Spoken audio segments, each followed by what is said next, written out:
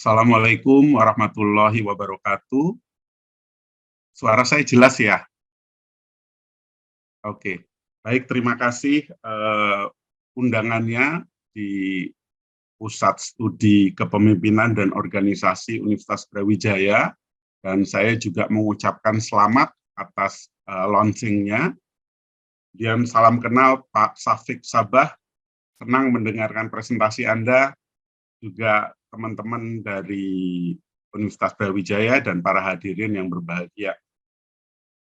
Jadi sangat menarik tadi yang disampaikan oleh Pak Safik terkait dengan peran leadership dalam perkembangan organisasi dewasa ini ya. Saya kira ini sesuatu yang sangat mutakhir ya, update ya.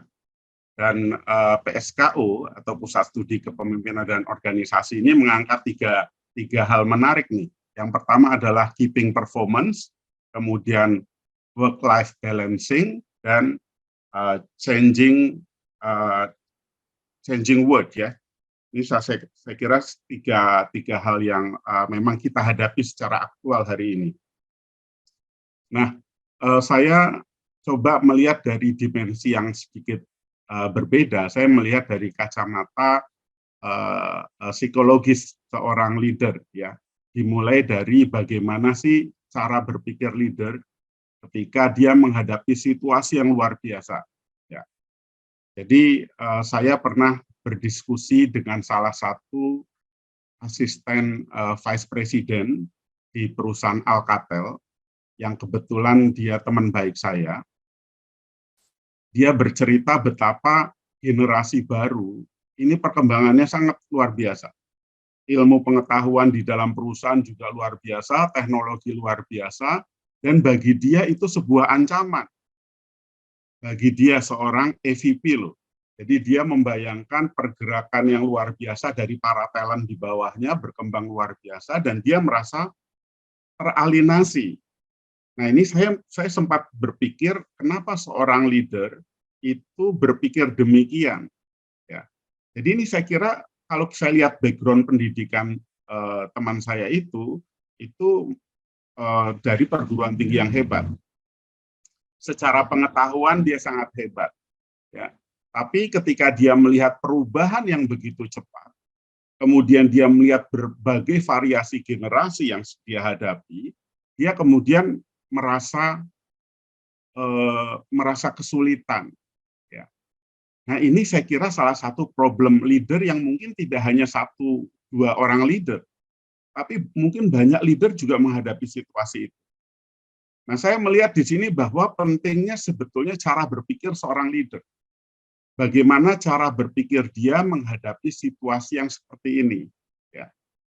Nah, ini kadang-kadang kalau kita bicara di bangku perguruan tinggi, di kuliah, kita seringkali belajar mengenai knowledge-nya, pengetahuan.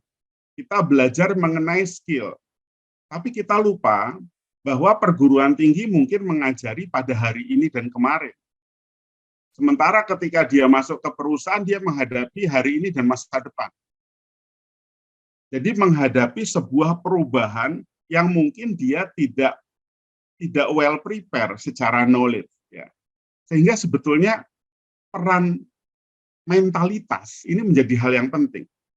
Bagaimana pembelajaran itu bisa melahirkan sebuah kapasitas untuk dia itu belajar, kapasitas seorang leader. Saya membayangkan leader itu tidak cukup dengan cerdas. Leader itu punya multiple intelligence yang harus dia miliki. Dia seorang yang cerdas, dia seorang yang kreatif. Kemudian dalam dunia bisnis ini integritas juga menjadi hal yang penting, integritas ya. Kemudian bagaimana dia punya mentalitas untuk memberikan yang terbaik pada masyarakat atau social impact. Nah, ini saya kira perlu menjadi sebuah mentalitas para leader.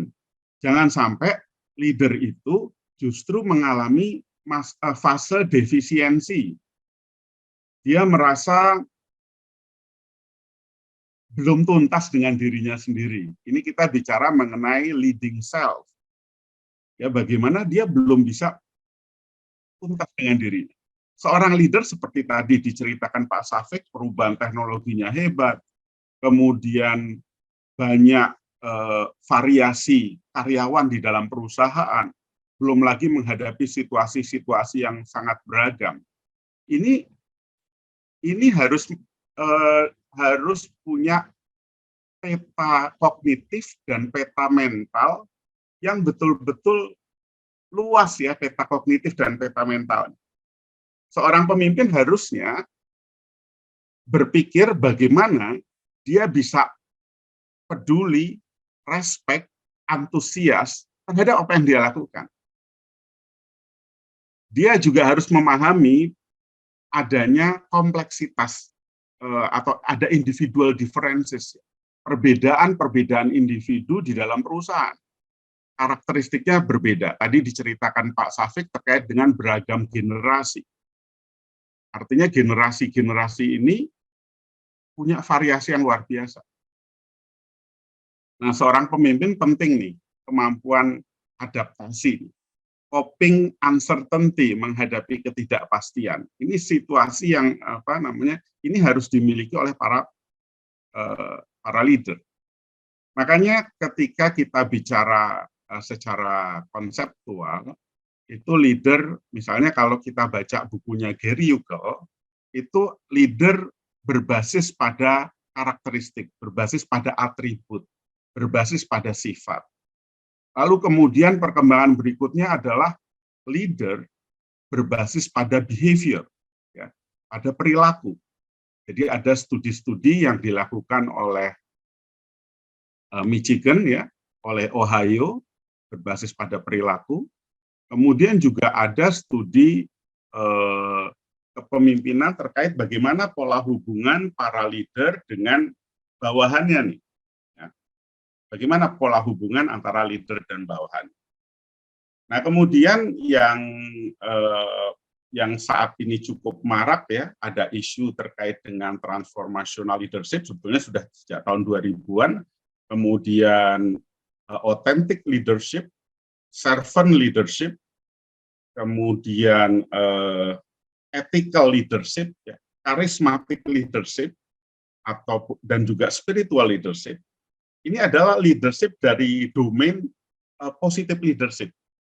Jadi positive leadership itu melihat begini, melihat bahwa mereka concern dengan dirinya dan profesionalitasnya, lalu kemudian juga mereka mengempower organisasinya. Bagaimana mengempower organisasi, tapi berangkat dari dirinya tadi. Maka kemudian muncul konsep seperti transformational leadership. Transformational leadership, salah satu dimensi pentingnya adalah sosok pemimpin yang punya karisma, yang kemudian dia bisa menggerakkan organisasi.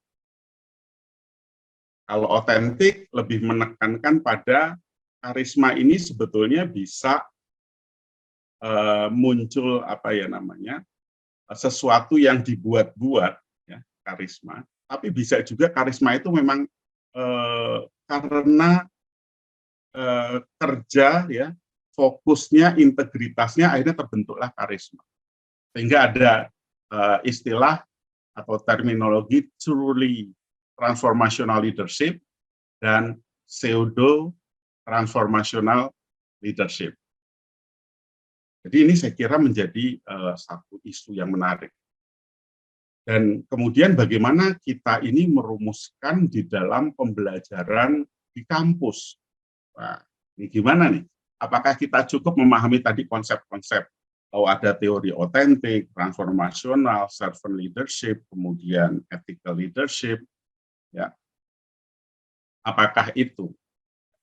Nah, ini nanti mungkin saya izin share slide saya ya.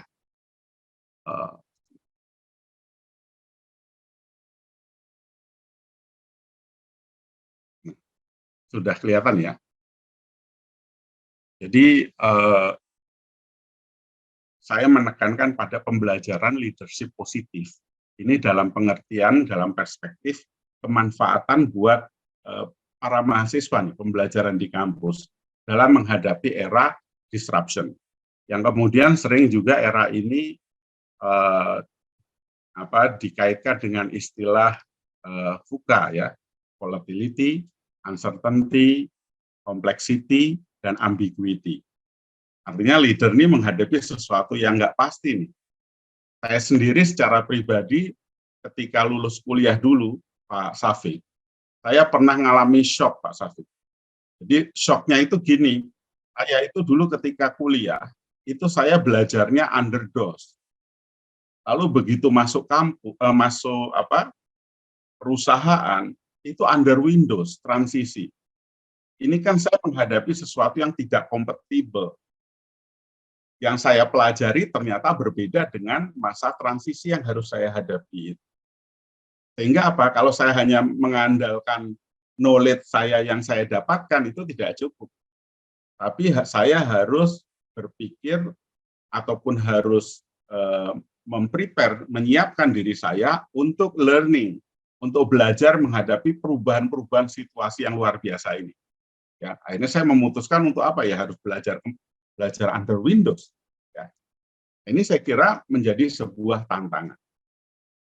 Dan kalau saya berpikir sebetulnya orang-orang muda, ya, anak-anak muda, para leader itu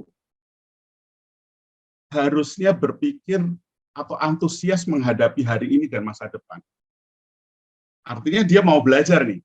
Walaupun dia masih muda, tapi dia hanya berpikir masa lalu, maka dia sebetulnya tua secara mental ya. Karena dia udah nggak mau belajar nih. Tapi kalau dia menghadapi hari ini dan masa depan masih begitu antusias, dia belajar, ingin mengikuti speed dari perusahaan, dari tuntutan bisnis ya, maka ini karakteristiknya muda. Makanya tadi saya katakan para leader ini cara berpikirnya ini menjadi hal yang penting. Kita lihat juga di sini, ini era disruption, perubahan yang betul-betul luar biasa ini, ya, perubahannya banyak, ya, itu menyebabkan shock. Pada siapa? Pada mereka yang tidak bisa tune in. Mereka yang punya respon terbaik, itulah yang sukses. Jadi sebetulnya salah satu kunci keberhasilan kita sebagai seorang leader dalam bisnis, ini nggak lepas dari how to respond. Bagaimana merespon situasi yang berkembang saat ini. Karena pilihan-pilihan untuk merespon bisa banyak. Ya. Tapi pilihan kita dalam merespon harus pilihan-pilihan terbaik. Ini saya kira menjadi satu karakter seorang leader. Ya.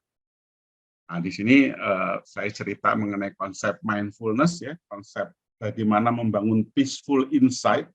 Bahkan perusahaan-perusahaan seperti Google, ya, dia punya semacam sekolah untuk menggali leadership itu dari dirinya sendiri atau search inside yourself. Ya, dia menggali dari sini. Akhirnya munculnya intrinsic motivation, motivasi yang luar biasa yang dahsyat. Ya.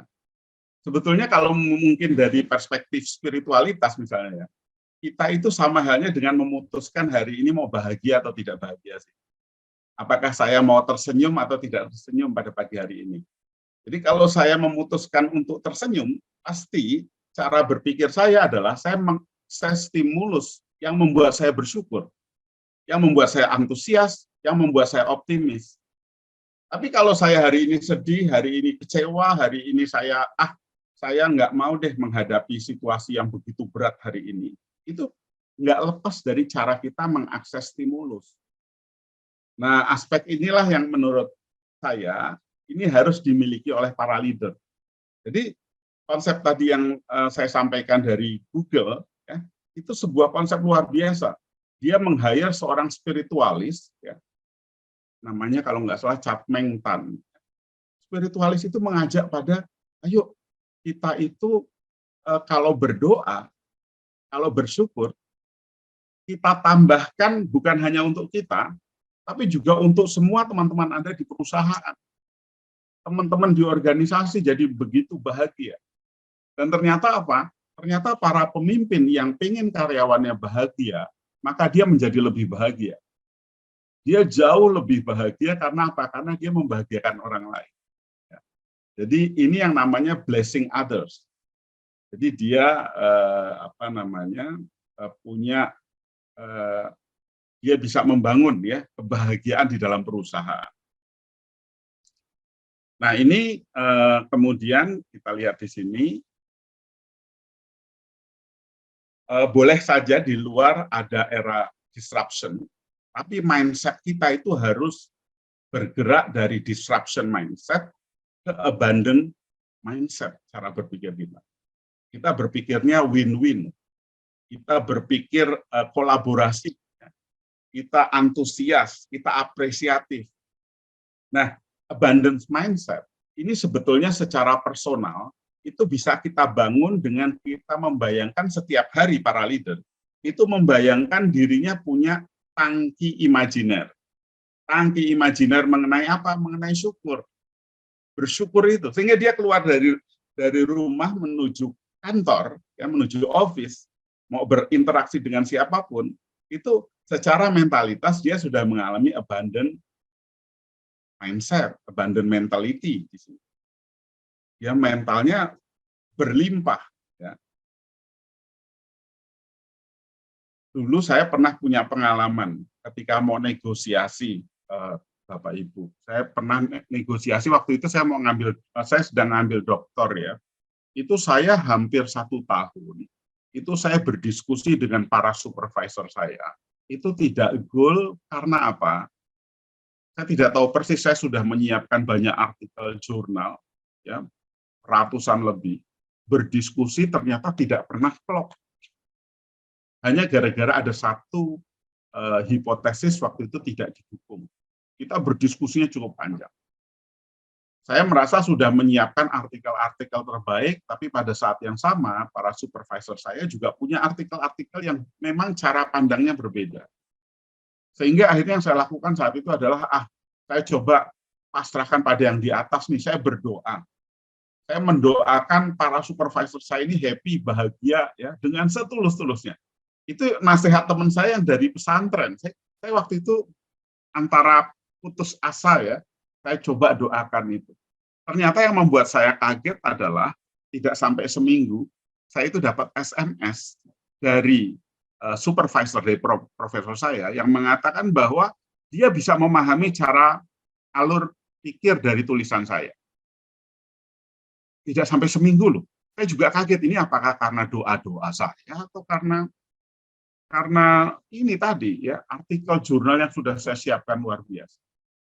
Nah ini kaitannya dengan abundance ya. Ini seringkali saya juga sampaikan pada mahasiswa saya terkait dengan bagaimana ketika Anda mau negosiasi dengan siapapun, dengan orang yang setara, orang yang di atas Anda atau orang yang di bawah Anda, itu pastikan Anda itu bersahabat secara spiritual dulu. Dengan cara apa? Anda doakan dia. Doakan orang-orang yang mau negosiasi dengan Anda. Ya, sehingga meeting Anda itu menjadi jauh lebih enjoy, ya, lebih nyaman. Anda tiba-tiba merasa, kok saya seperti sudah dekat ya dengan Prof. Nurmiati misalnya. Saya merasa udah begitu dekat. Karena apa? Karena saya suka mendoakan beliau. Ya, sehingga ketika ketemu meeting tiba-tiba cocok aja gitu. Ya, nah ini sesuatu yang positive energy sebetulnya. Jadi kita bicara positive leadership. Nah, kemudian kita lihat di sini, how positivity work. Ya. Positivity work tadi itu pertama dibangun, ini ada di dalam bukunya Kiniki dan Fugit yang terbaru. Di dalam bukunya Kiniki Fugit yang terbaru, dia cerita mengenai dari sisi individu, para leader itu harus memunculkan emosi positif. Emosi positif itu ya gimana? Ya antusias, apresiasi pada orang. Kalau kita masih susah melakukan apresiasi pada orang, kita belum jadi leader. Leader itu harus suka mengapresiasi, ya, antusias terhadap objek atau problem yang ada di perusahaan. Lalu mindfulness, ya, jadi pikirannya nggak kemana-mana, pikiran, perasaan, tindakan itu dia betul-betul menikmati, ya, seperti halnya saat kita mandi, ya, merasakan pancuran air gitu ya, kita merasakan sensasinya, betapa bahagianya merasakan air tadi.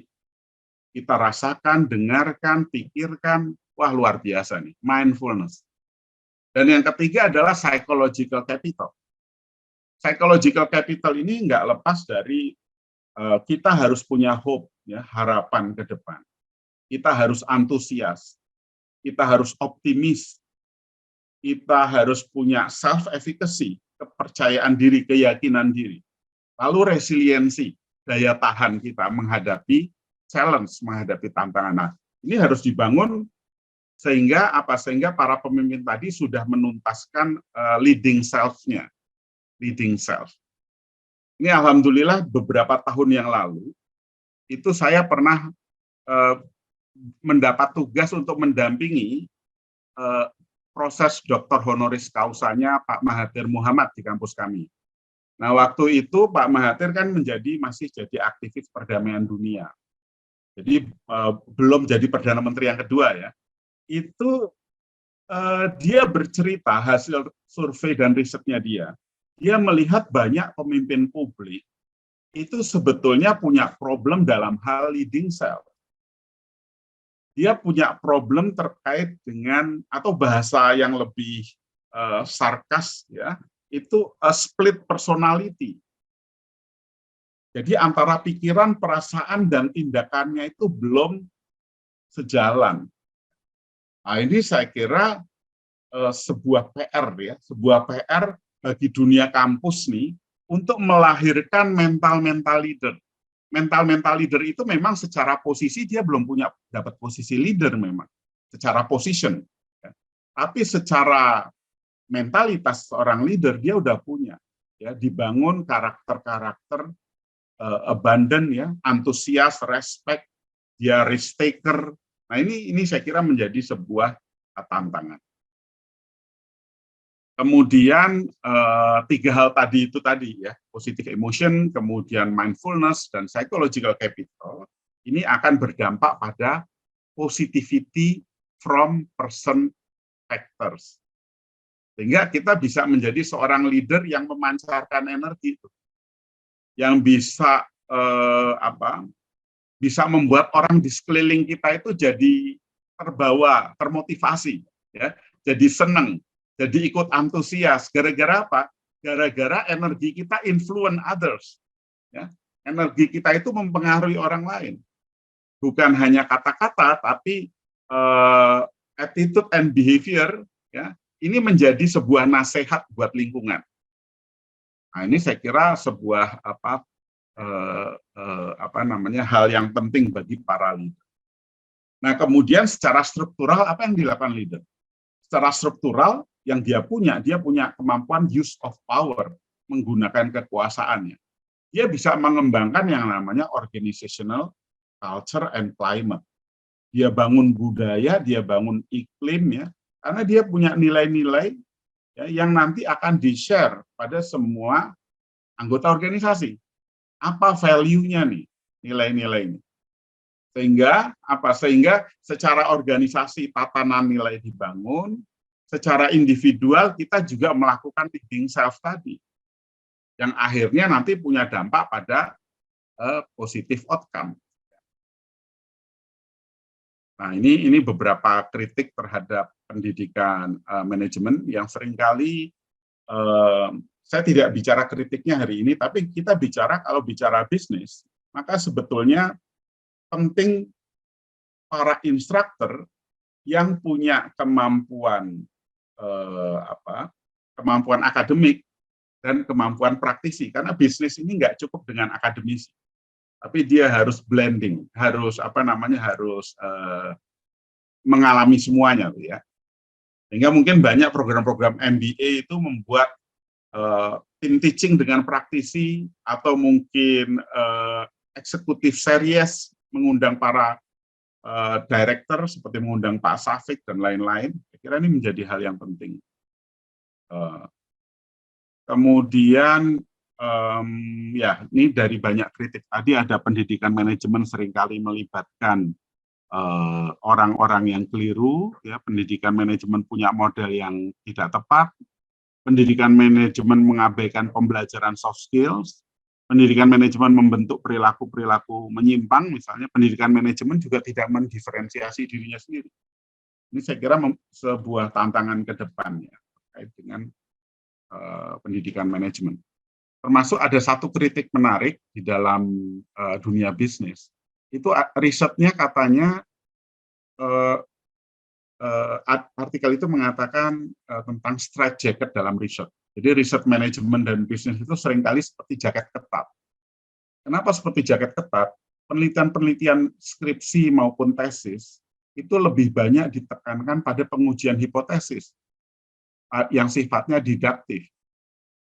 Sehingga sebetulnya penting pengembangan kajian yang sifatnya juga misalnya induktif ataupun abduktif, kombinasi dari deduktif dan induktif. Kemudian penting ya ke depan reposisi pendidikan, manajemen, kemudian ini adalah model profesional para leader yang dihasilkan oleh perguruan tinggi, sehingga pembelajarannya meliputi 4 hal. Yang pertama, science jelas ya, science. Jadi ilmunya jelas. Kemudian experience ini penting. Kemudian vision, arah pendidikan, dan soul, ya, spiritualitasnya nih. Ya. Misalnya tadi kita nih ingin membuat dunia jadi lebih baik.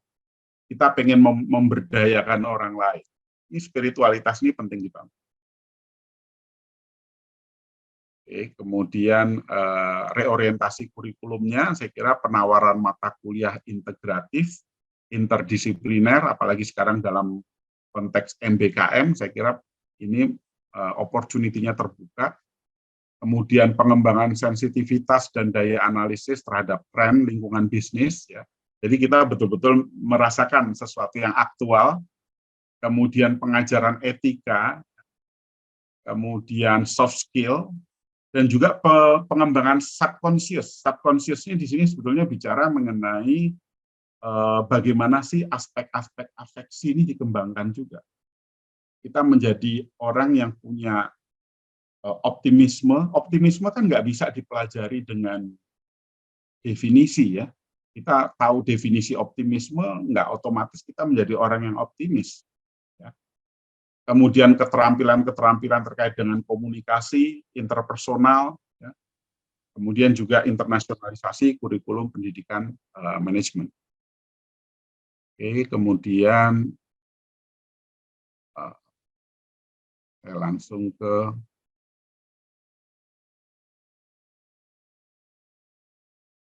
ini intelligence ya, terkait dengan kecerdasan. Jadi kecerdasan pemimpin ini sifatnya memang multiple ya. Jadi intelektual, ya, kemampuan analisis, rasional, logika seorang pemimpin, kemudian emosional, kemampuan untuk memahami dirinya, lalu mengatasi problem dirinya, lalu bagaimana dia merawat hubungan dengan lingkungan, membangun relationship nih salah satu kunci penting. Lalu kecerdasan eksekusi, ya. Kecerdasan eksekusi ini terkait dengan kita bisa memutuskan prioritas-prioritas kita. Jadi kalau kita tahu misalnya pentingnya berolahraga nih, ya, maka kita harus bisa mengeksekusi itu. Jangan-jangan kita tahu hal yang baik, tapi kita tidak merealisasikan itu. Ya. Ini saya kira satu tantangan. Kemudian yang keempat adalah adversity quotient. Ini terkait dengan kemampuan menghadapi challenge, ya, tantangan, apalagi di era disruption, perubahannya luar biasa. Dan kecerdasan spiritual. Bahkan ada yang mengatakan seorang akademisi hebat itu selalu mengingatkan bahwa kita ini nanti ujungnya adalah bertemu dengan Sang Maha Pencipta. Jadi kita nih sebetulnya sedang menyiapkan diri untuk pertemuan dengan Tuhan, sehingga apapun yang kita lakukan harusnya sifatnya atau KPI-nya, Key Performance Indicator-nya adalah kita bermanfaat buat lingkungan, kita bermanfaat buat banyak orang, kita bermanfaat berdampak pada masyarakat. Dan yang ketiga, kita juga melakukan learning. Hari ini harus lebih baik dari kemarin, besok harus lebih baik dari hari ini. Ya. Baik, saya kira itu pengantar untuk diskusi kita. Jadi pentingnya tadi aspek kepemimpinan yang mengeksekusi energi positif, ya, mulai dari leading self, leading another, leading team, teamwork, kemudian leading organization, ya, berawal dari leading self. Saya kira itu Bapak Ibu, Pak Syafiq, ya, terima kasih atas perhatiannya. Assalamualaikum warahmatullahi wabarakatuh.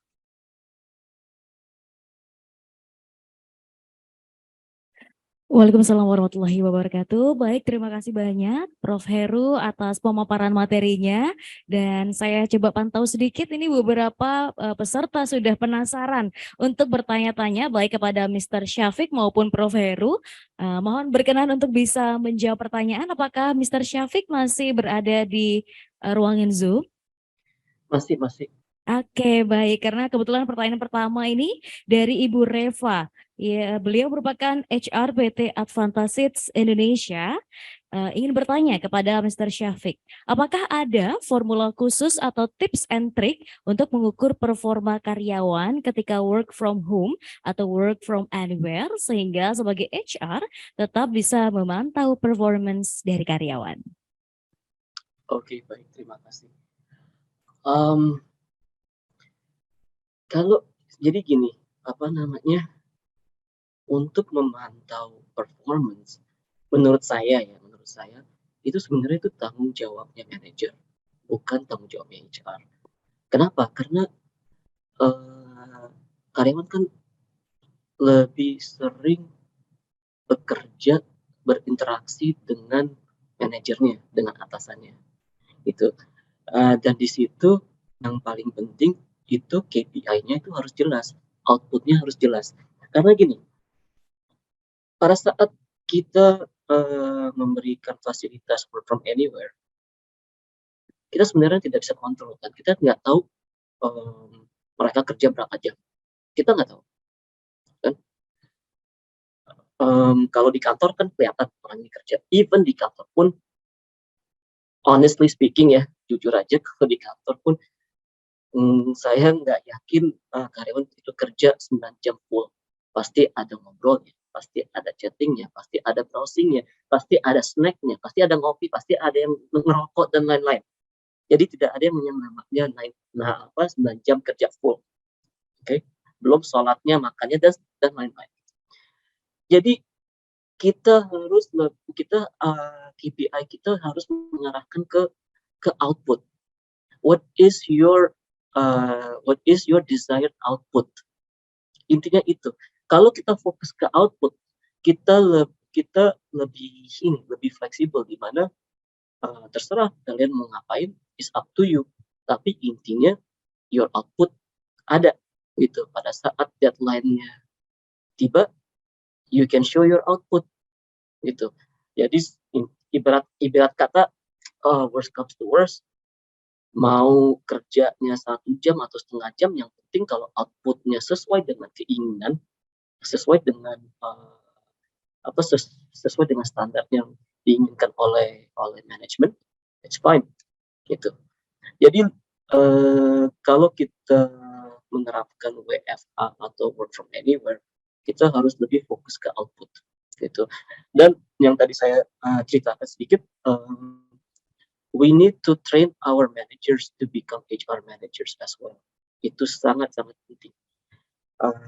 Kita sebagai HR, kita nggak mungkin bisa memantau seluruh apalagi karyawannya remote. Saya sebagai regional people partner di APEC, saya menghandle beberapa negara, saya nggak mungkin ada face-to-face interaction dengan seluruh karyawan di berbagai negara. Gitu, karena saya handle beberapa negara, itu nggak mungkin dan itu mustahil. Jadi saya dependensi saya itu terhadap manajemennya. Kita harus bisa memberi pelatihan kepada manajemen how to act as a proper leadership gitu. Tadi Prof. Heru sempat jelaskan authoritarian leadership, transformation leadership, charismatic leadership, service leadership, dengan beberapa quotient, ada intellectual quotient, emotional quotient, execution quotient, dan lain-lain. Itu yang kita harus memberi pelatihan kepada manajemen atau leaders yang ada di situ. Karena itu mereka kalau mereka siap untuk jadi leader atau siap jadi manager, itu salah satu dari tanggung jawab mereka untuk bagaimana mereka bisa manage karyawan dari segi output dan dari segi well-being. Dan itu yang tadi saya jelaskan, itu sangat-sangat penting. Kita nggak bisa only focus on output, tapi well-being-nya tidak ada, karena ujung-ujungnya they will be burn out. Mereka akan burn out. Dan kalau kita bicara WFO atau WFA, ada dua kemungkinan ya. Mereka bisa jadi nggak kerja, terlalu santai, atau mereka overwork. Dan dua-duanya nggak bagus, dan itu harus dikontrol. Siapa yang bisa kontrol? Leader, direct leadernya. Peran kita sebagai HR itu memberi policy, mengeducate leaders, how in order for them how to become better, how to manage their organization within their verticals. Ya, kita bisa memberikan beberapa saran, beberapa metode, all that. Kita juga bisa take the next step in monitoring, mantau mereka. Tapi at the end of the day, mereka yang harus bertanggung jawab. Mungkin Prof. Heru mau tambah penjelasan saya. Tapi untuk saya sih mungkin begitu ya. Tapi ini terus terang dari pengalaman saya di organisasi saya ya. Jadi mungkin beda organisasi punya pemikiran yang berbeda. Wallah.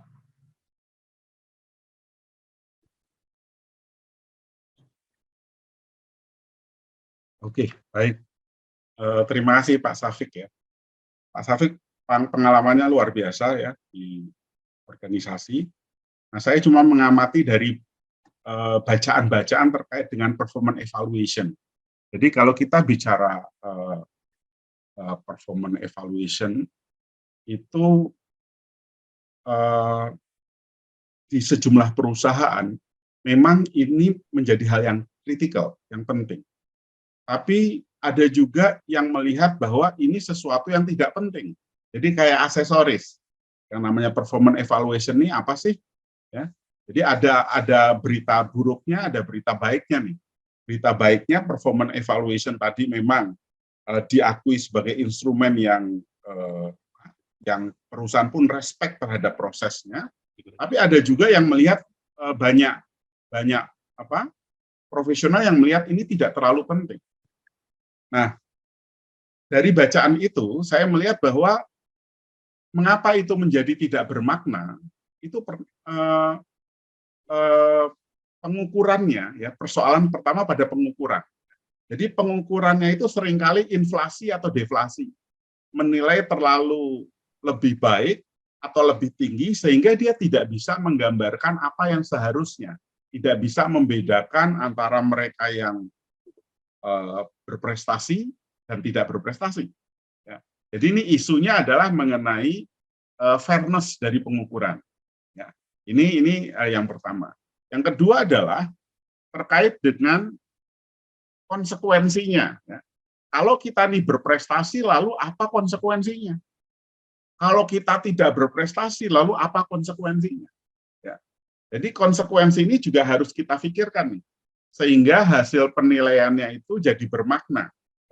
Jadi yang pertama adalah terkait dengan akurasi dalam penilaian, ya. Dan yang kedua adalah terkait dengan konsekuensinya. Karena ada tujuan-tujuan penting di dalam proses performance evaluation ini ya.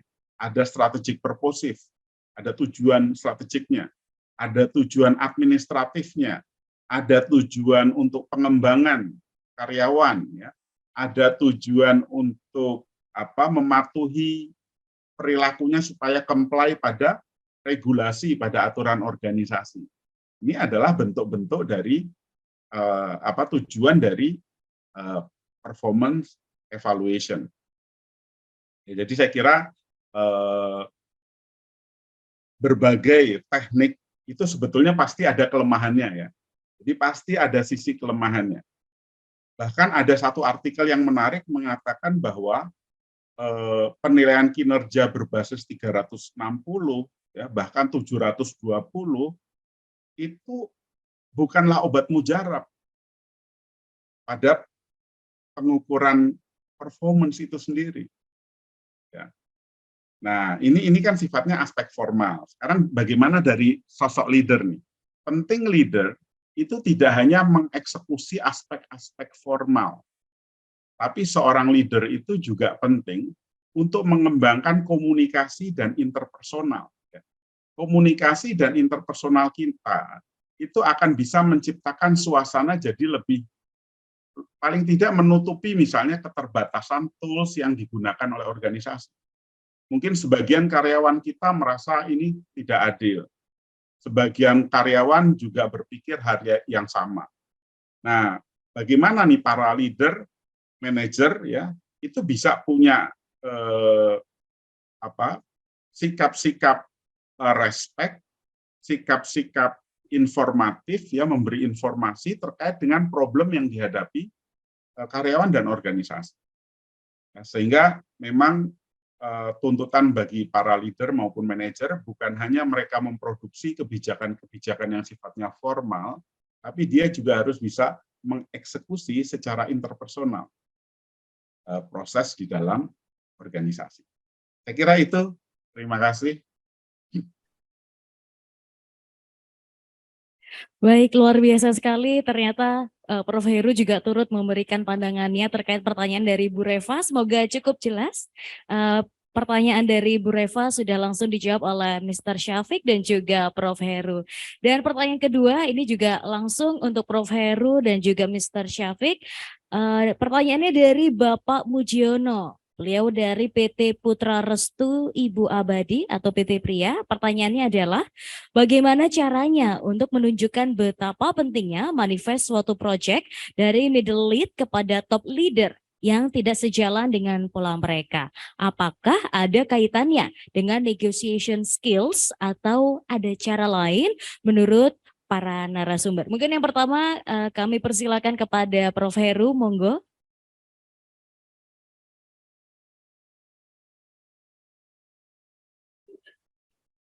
Oke, baik. Prof. Heru sepertinya ada kendala ya.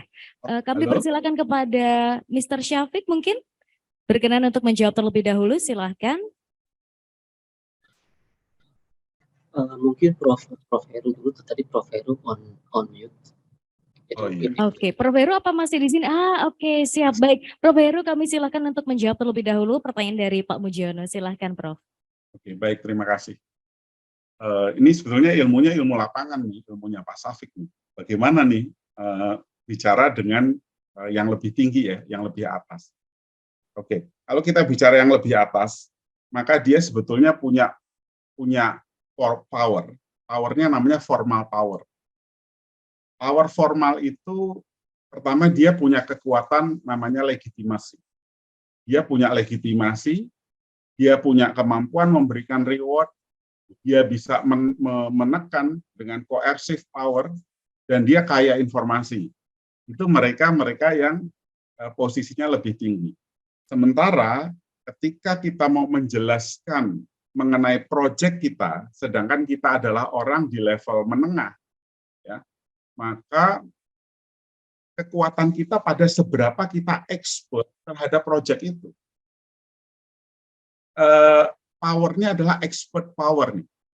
Jadi begitu kita mampu menjelaskan secara logik, ya, punya rational persuasion, ya, kemudian kita punya hubungan interpersonal yang bagus nih, soft skill, ini menjadi kekuatan kita sebetulnya dalam bernegosiasi.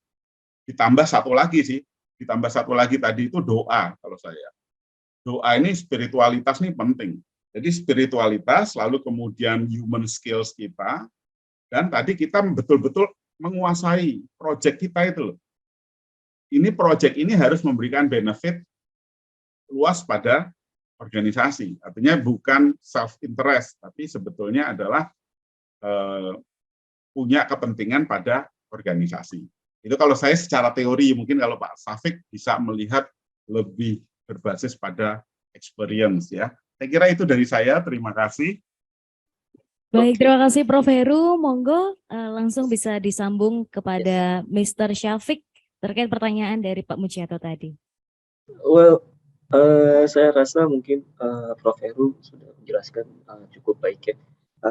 Intinya kita harus punya interpersonal skill, interpersonal relationship sama dengan atasan kita. Tentunya mereka atasan kita punya objektif juga.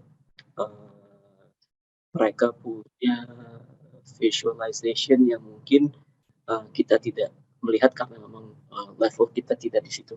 Ya, mereka punya akses ke beberapa informasi yang mungkin tidak di-share ke kita karena memang scope of work kita tidak sampai di situ.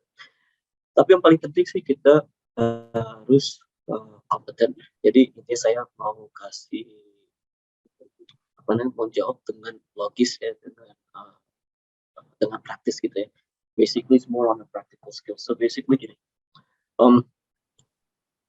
pertama kita harus make sure bahwa kita tuh credible dari dalam arti kata people recognize that you know what you're doing.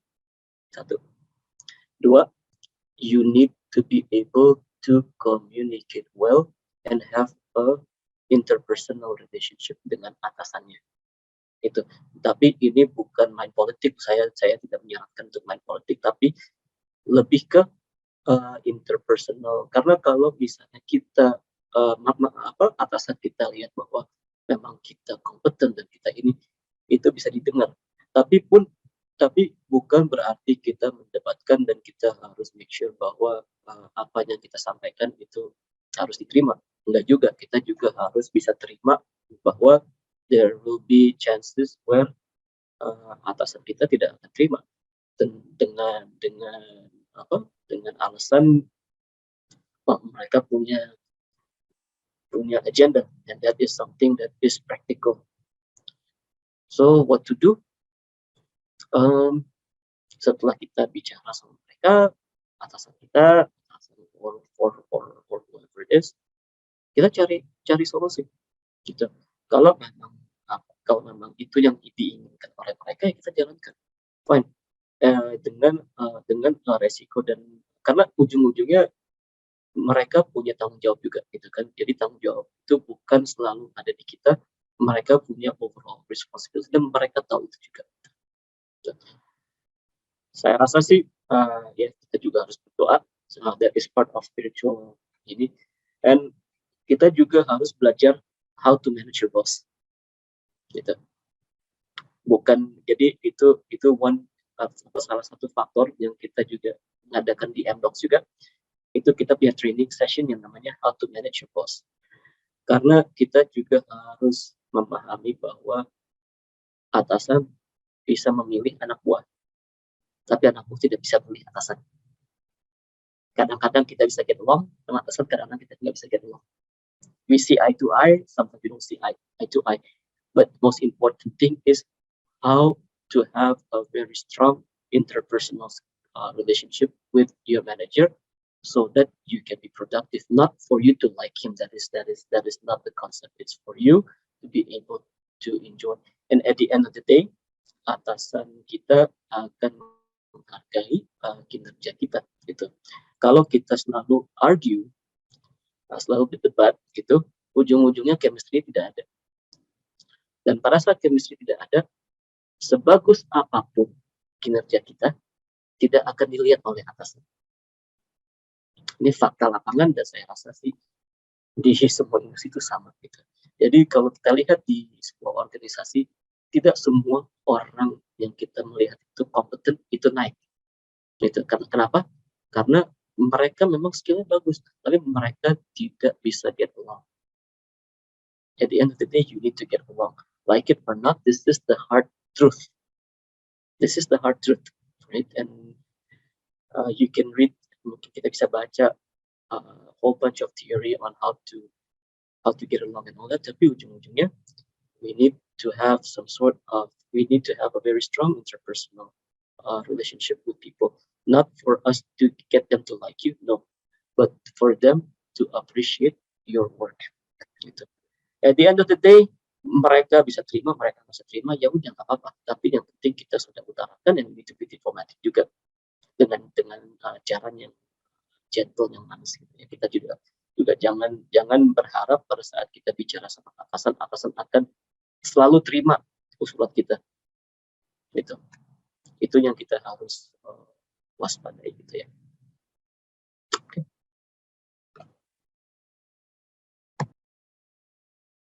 Baik, terima kasih banyak atas jawaban dari Mr. Syafiq dan juga Prof. Heru. Mungkin sebelum kita tutup, kami memohon kepada peserta webinar untuk berkenan menyalakan kamera karena saat lagi kita akan berfoto bersama. Dan juga kami mohon Prof. Heru dan juga Mr. Syafiq berkenan untuk menyampaikan closing statement dan juga mungkin ucapan selamat terhadap keberhasilan relaunching buletin dari PSKO FEBUB. Monggo kami silakan pertama kepada Prof. Heru.